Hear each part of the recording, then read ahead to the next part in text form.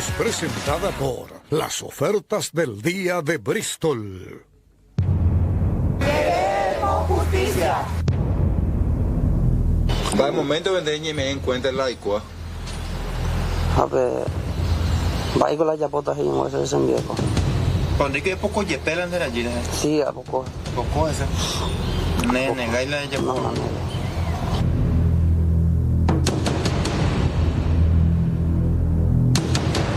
No hay denuncian de contra, pero no lo acusáis de mal. Por el lado de Ecuador, más por lo decir.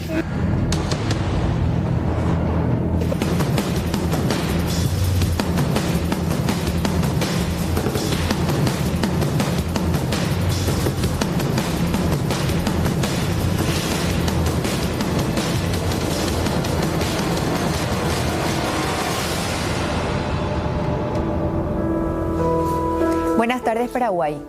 Nuestro país está de luto, una seguidilla de crímenes espantosos que le pedimos a Dios que no le ocurra a nuestra familia. Pero ¿qué es lo que está pasando? No hay miedo a las autoridades, no hay miedo a la propia ley, a la gente no le interesa. Hay que cambiar el marco penal, que va a ser la solución para evitar que más familias sigan llorando la pérdida de un pariente. Siguiendo con ese hilo, Amparo, buenas tardes a la gente. Hace 8 días la mamá de Melania golpeaba el cajón allá en Cazapá y decía pena de muerte, decía cadena perpetua, que el presidente haga algo y esto se pueda aprobar, decía, de la mano del diputado Rubín, que metió esa idea en el legislativo y que genera todo tipo de debates también. ¿Será que agrandar, por decir así, las penas van a hacer que realmente pare de haber esta clase de atrocidades que están desmembrando a nuestro Paraguay? O tal vez que verdaderamente en las penitenciarías se cumpla eso de la reinserción a la sociedad.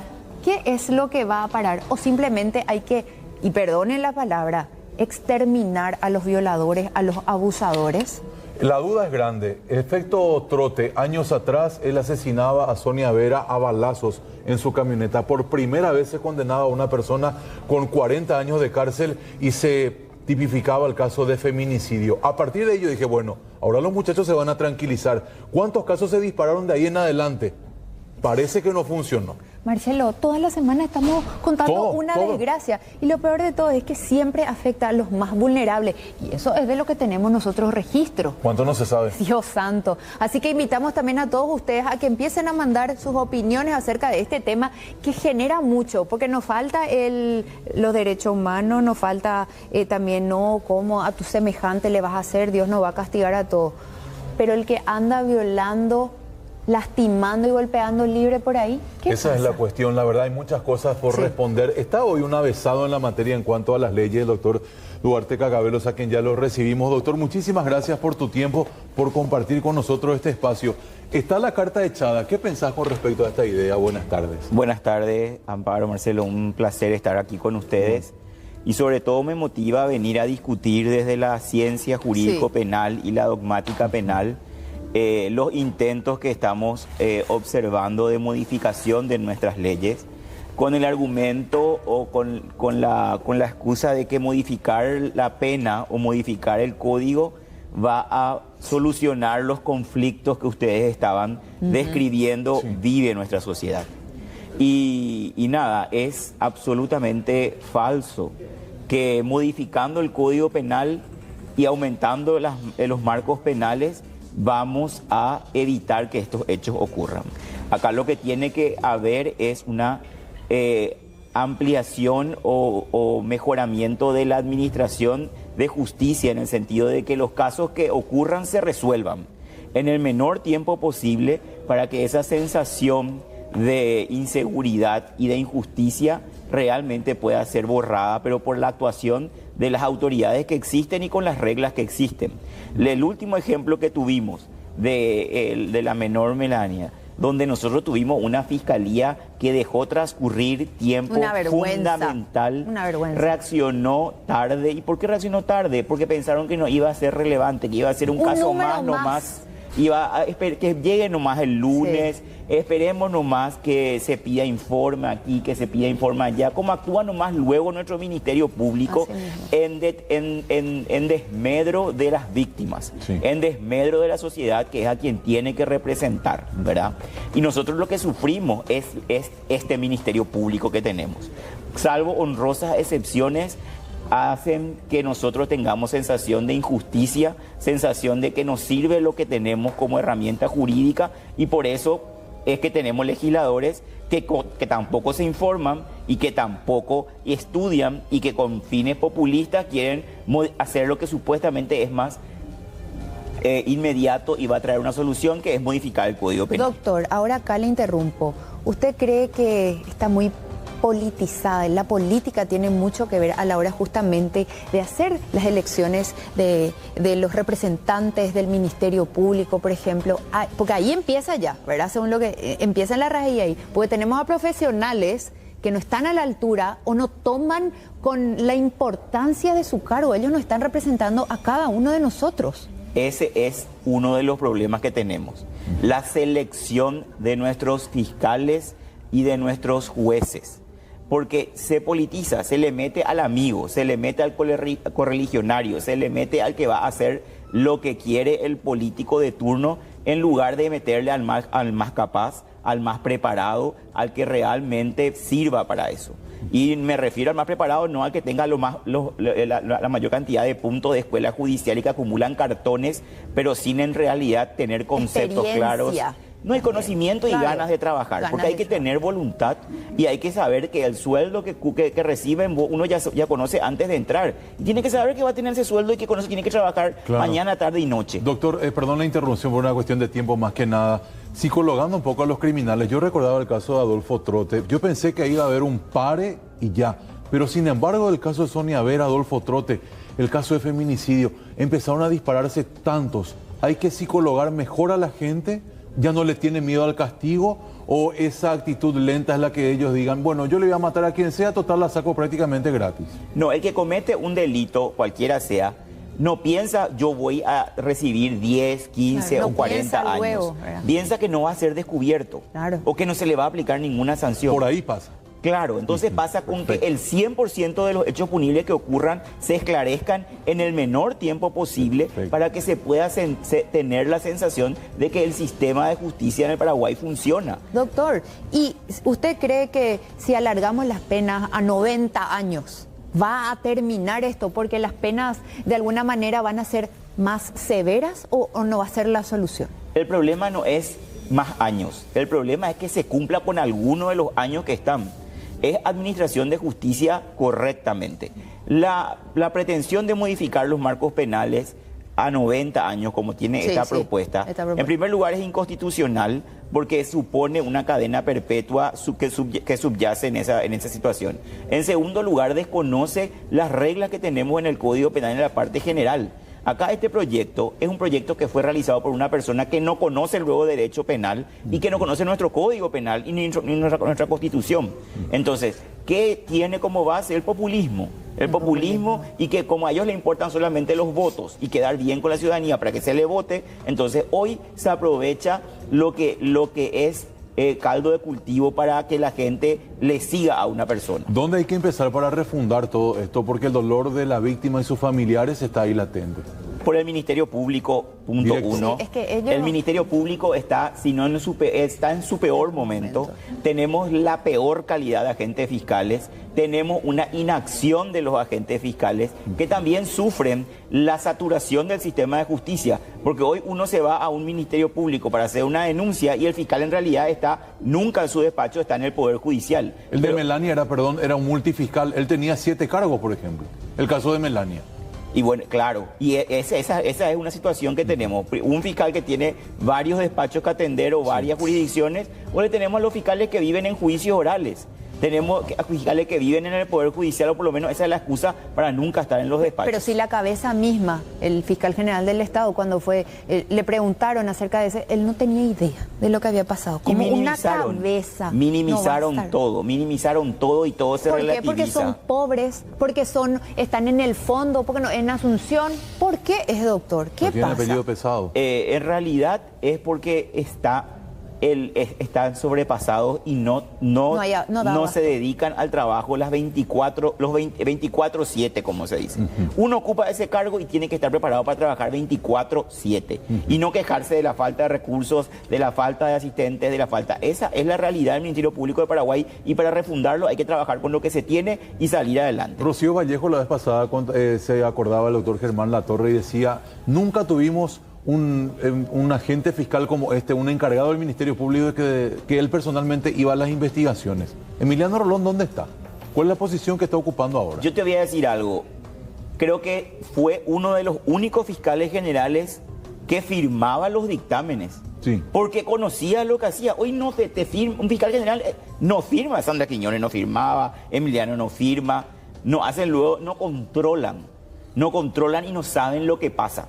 Y además, algunos por Aragán, otro por ¿cómo se llama? Por desinterés o porque no conoce, deja en manos de otras personas y deja que fluya. O sea, y como en Paraguay una noticia tapa la otra, claro, va a pasar. Espera va a pasar. que aparezca. Doctor, ahora bien, vamos a algo más radical. La pena de muerte en Paraguay es viable.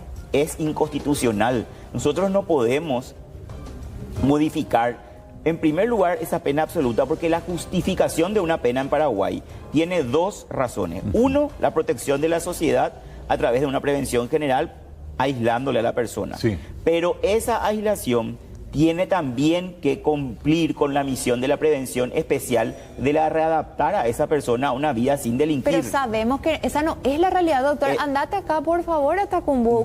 Nosotros hablamos de lo que debe ser. Claro. Hoy no se cumple con eso. Y este proyecto también habla de medidas cautelares, de prisión preventiva. De que no haya medidas distintas a la prisión preventiva violando el artículo 19 de la Constitución Nacional. La gente no se representa. Que aquí, por ejemplo, en el artículo 105b, se le sanciona con pena privativa de libertad de 25 a 50 años a la mala praxis médica, a las malas prácticas en la construcción, a las malas prácticas en la conducción. Es decir, todo lo que eran conductas culposas o las que están, los ¿cómo se llama? Los hechos punibles de peligro, están puestos como hechos punibles de homicidio doloso con pena de 25 a 50 años. Y se olvida el proyectista de que nosotros tenemos un artículo que permite modificar los marcos penales, como el artículo 70, donde en realidad cuando propone una pena de hasta 80 años, hay que empezar a ¿cómo se llama? Sumarle el 50% de ese marco penal, con lo cual tenemos pena de hasta 120 años. ¿Está traído de los pelos el proyecto, doctor? Pero este proyecto es un mamotreto jurídico y es de desquiciado pretender de que esto se tenga aplicabilidad en el Paraguay. La sacaron a las apuradas, sin pensar, decía entonces. Yo no sé, sin pensar es sin conocimiento jurídico penal. Sí. Y a las apuradas no sé, porque no sé cuánto tiempo llevó para alguien para redactar esto. Ahora, doctor, mucha gente cree que sí esto está bien. Entonces, ¿en qué escenario estamos? Hablo de la gente común. Y bueno, lo que pasa es que la sensación de impunidad es lo que genera la percepción de que modificar la pena es sinónimo o es igual a menor impunidad. Sí. O protección de la sociedad. Y eso es una premisa falsa. Esa es una premisa que se instala como verdadera, pero en realidad es falsa. Vos sabés que quiero compartir un poquito a lo que se está repitiendo mucho en los mensajes. Por ejemplo, el abogado Juan Guillermo Talavera dice: aumentar la pena lo único que hace es aumentar la población penal. Debemos de trabajar en la parte de prevención, evitar que se cometan estos hechos punibles. O bien también, acá hay gente que dice: ¿de qué sirve elevar la pena máxima si no se aplican las penas? Los adolescentes asesinos no les afecta y los adultos rara vez pagan completo. Sanear el sistema judicial es el tema, dice. También hay otras personas un poco más extremas que dicen: yo creo que hay dos soluciones: cadena perpetua o fusilamiento. Bueno, es mucho lo que opina la gente Dice, y ayer nomás se encontró el cuerpo enterrado de una mujer víctima de feminicidio, enterrada en el patio de su casa. Mucha gente está preocupada también. Pena de muerte para estos monstruos. Bueno, yo opino que tiene que haber cadena perpetua. Ya basta de crímenes a menores de edad, pobre familia. La gente está indignada, ¿verdad? Y pide pena de muerte inclusive. ¿Qué está pasando en la sociedad para que lleguemos al punto de desear también la muerte a otra persona, doctor? Nos pasa al Ministerio Público que tenemos. Nos pasa que la gente que está que tiene en sus manos resolver los hechos punibles no los resuelve en tiempo oportuno y en forma eficaz. Y nos pasa a la Policía Nacional, que está encargada de prevenir que estos hechos punibles no ocurran, que está sobrepasada. Doctor, llega tarde. Vos sabés que nosotros hablamos con los agentes policiales y off the record te dicen, Marcelo Amparo, nosotros hacemos lo que corresponde, hacemos la investigación, detenemos a la persona, pero llega al Ministerio Público y cual caramelo en velorio le reparten la domiciliaria y después el tema de la tobillera es un chiste. Es decir, es un círculo vicioso que no se rompe, doctor, y siempre cae en el Ministerio Público. ¿Y qué vamos a hacer? La otra vez, el juez también que agarró y dijo, yo qué iba a saber, yo pensé que él estaba rehabilitado. En yo el que caso de sabía. Marcelo y de Melania. Claro, en el caso de Marcelo que vivía y Melania, a cuadras de Melania. A 200 metros le dejan otra vez, o sea, ni siquiera hay una voluntad de pensar lo básico, ¿verdad? Que si por algo ya llega, ya abusaste, ya maltrataste, es que algo no está bien. ¿Cómo le vas a dejar cerca de tu víctima nuevamente? O sea, tampoco hay una verdadera responsabilidad o las ganas de ver más allá de parte de las autoridades, ¿verdad? Porque ya cumplí mi trabajo, ya está, ya firmé. Bueno, ahí la verdad lo grave es que no se hizo el control de a dónde iba a ir a vivir esa persona y que iba a ser expuesta incluso a una cuestión tan natural como cualquier ser humano tiene, que es el ánimo de hacer justicia por mano propia o de vengarse, ¿verdad? Si vos fuiste a la cárcel por haber sido condenado por un hecho contra una persona, al salir de la cárcel que te pongan a vivir al lado de esa persona es como ponerle a cuidar el ratón al queso, ¿verdad? Claro. Doctor, hay 100 tobilleras disponibles, solamente 8 son utilizadas ahora. Hay plata para comprar unas 1000. ¿Por qué no se implementa? ¿Va a ser efectivo realmente esto para prevenir casos como el de Melania u otros tantos también? Claro que va a ser, claro que es un mecanismo súper idóneo y puede ser utilizado. Pero si es que no se representaba lo del juez, que la víctima vive al lado, ¿de qué le sirve ponerle la tobillera si le va a enviar al mismo lugar? O sea, esas son las cuestiones que aquí donde la justicia falla. No es un problema de la ley, no es un problema de la pena, es un problema de nuestros administradores de justicia. ¿Y quién nos puede salvar de eso? Y nosotros tenemos que hacer porque ¿qué pasa? Acá el responsable de que tengamos este nivel de jueces y de fiscales es el Consejo de la Magistratura. Hay que llamarle un poco a los miembros del Consejo de la Magistratura a preguntarle quién le eligió y quién le votó. Porque finalmente después la Corte ya tiene una terna. La Corte Suprema tiene que seleccionar entre los malos el menos malo, ¿verdad? Pero los que conforman las ternas, los que los hacen los candidatos para ocupar toditos estos cargos es el Consejo de la Magistratura. Doctor, esto viene de la Facultad de Derecho. La vez pasada con Roberto decía él con muy buen tino, el caso de Melania es digno de un PDF y mostrar a los alumnos de qué no se tiene que hacer en un caso similar. Arrancamos de la facultad entonces con todo esto, este desinterés, este bochorno. Y hay que ver la calidad de los profesores, por ejemplo. La calidad de los docentes que tenemos en las universidades, en la Universidad Nacional de Derecho y en las universidades católicas y las universidades privadas. O sea, acá estamos en realidad con un déficit de la universidad. Nosotros tenemos malos docentes, en consecuencia malos alumnos y en consecuencia malas autoridades. Con excepciones, por supuesto, pero la mayoría es gente que no tiene la formación suficiente y tampoco tiene luego las ganas de trabajar ni el apego al trabajo, que es una labor, por supuesto. Ser fiscal o llevar adelante una investigación es un trabajo harto, delicado y lleva mucho tiempo. Y hay una realidad también, y lo digo yo como exalumna de la Facultad de Derecho de la Nacional. Sabemos que todito hoy los que están en los puestos salen todos del centro de estudiantes y todo se cocina ahí, todo está políticamente hecho a medida. Y otra vez, si vos no sos amigo de, o si tu padrino no es fulano, no entras, o si no sos la amante de, no te dan, porque todos otra vez los defensores, los fiscales, todos son por amiguismo, en su mayoría. Doctor, y es la verdad. Es muy complicado esto porque de lo que estamos hablando finalmente es Juan Pueblo, el que sufre las consecuencias terribles y a más de eso no tiene justicia. Es decir, se queda ahí con ese sinsabor y hoy atesora recuerdos de su familiar que pudo haber sido salvada si es que el sistema funcionaba. Bueno, el sistema de prevención. Claro, también. Que la Fiscalía ya es un sistema de aplicación de la sanción penal cuando el hecho ocurrió. Acá lo reprochable es que ocurre un hecho y se pierden tiempos cruciales en la investigación para poder reconstruir el acontecimiento histórico. ¿Qué opinión te merece que le hayan dejado ir al nene de 16 años? Porque él dijo, no, a mí, yo me abstengo de declarar y no me pueden sacar ni una muestra. ¿A vos te parece, doctor, que se hizo lo suficiente? Y lo que pasa es que se dejó pasar el tiempo inicial de cuando comenzó la investigación. La Fiscalía dejó pasar, porque era fin de semana, dijo, vamos, lunes, y vayamos con el tiempo normal. Y después, cuando esto explotó mediáticamente, el Ministerio Público, por supuesto, se vio expuesto en su real magnitud de ineficiencia. Doctor, siguiendo con el hilo de amparo, me parece muy interesante. La doctora forense decía, la nena murió por estrangulamiento.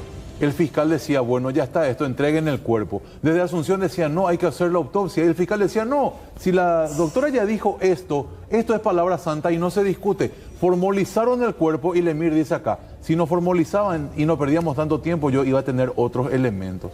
¿Qué opinión te merece esa secuencia? El Ministerio Público debería investigarle a sus propios agentes fiscales por frustración de la persecución penal. Porque ellos no pueden tener una causa de muerte violenta como esta y decir que está bien, sabemos cuál es la causa de la muerte, pero pueden haber otras aristas que rodeen a la causa de la muerte y que justamente aumenten, ¿qué cosa? Los marcos penales. Y vos sabés que ese fiscal está trabajando todavía, él está encabezando todavía los allanamientos. Es una vergüenza, es lo que te quiero preguntar. Burla. ¿Verdad? Yo como ciudadana, yo me siento desprotegida, porque esa es la palabra, estamos a la voluntad y a con qué ánimo se levantó si hoy tenía ganas de trabajar. Y te voy a decir algo más. ¿Qué pasa hoy con la Fiscalía? Uno concursa para un cargo, qué sé yo, vos concursás un cargo porque viví en Concepción. Te llevan allá. Y te ponen un cargo a cumplir funciones en Ciudad del Este. O sea, o en Ciudad del Este y te traen a Asunción, o Asunción concursás y te llevan a cualquier parte. Esa es decisión de Emiliano Rolón. ¿Con qué situación se encuentra? Con que sus fiscales en realidad no están en sus puestos. Obvio. No están en sus lugares. O tienen que trasladarse. Ya el viernes no hay fiscal porque ya se fue a su casa. Y el lunes no hay fiscal porque todavía no llegó desde su casa. Y eso pasa en todo el país. Y entonces si hay un hecho punible el fin de semana, tenés que esperar. Emiliano dice, yo no tengo plata, no hay recursos, necesito más dinero. ¿Dinero para qué? Uno se pregunta si este va a ser el resultado de la gestión. Pero por supuesto que siempre va a hacer falta más dinero. El dinero es algo que nunca te sobra si vos estás queriendo mejorar una institución o querés mejorar el servicio que prestás. Pero es que vos no podés escudarte en no hacer esas funciones porque te falta dinero. Cuando él se postuló al cargo de fiscal general del Estado, él sabía que estaba en esto. Era de público conocimiento. Todos los años los fiscales generales lloran y piden al Congreso mayores presupuestos. Se sabe dónde está la institución, se sabe cómo está. Lo que acá falta es dónde mando, lo que acá falta es involucrarse en la investigación y darle las palizas que hay que darle a los agentes fiscales que no hacen lo que tienen que hacer. ¿Qué nombre potable es para un fiscal general eventualmente? ¿Cuál es el primero que te viene a la mente a vos? Mira, no, para fiscal general tiene que ser una persona que conozca y tiene que ser una persona que sea joven, ¿verdad? Porque el cargo de fiscal general del Estado no es para una persona que ya esté en sus últimos años para jubilarse, porque el ejemplo que dio Rocío Vallejo, por ejemplo, el doctor Latorre dio su vida por la Fiscalía General, porque se enfermó y terminó muriendo, pero él estuvo en los momentos cruciales. Él formalizó la carrera de la Fiscalía. Cuando yo entré a la Fiscalía fue con Oscar Germán Latorre, y yo entré en el año 2000 y estuve empezando la carrera de Derecho y fui ordenanza, auxiliar fiscal, secretario fiscal, asistente fiscal, hasta el final hice la carrera y vos rendías, era mejor alumno y ascendías. O sea, tus notas y tu esfuerzo es lo que te hacía a vos avanzar en la época de Oscar Germán Latorre. Ahora ya no es Ahora así. Es político, ascender, se trata de formalizar. Estuvimos súper mal y no sé ahora cómo estarán porque yo ya dejé hace rato. Doctor, nos encantaría seguir, lastimosamente no tenemos más tiempo. Le agradecemos, gracias por venir a compartir un poquito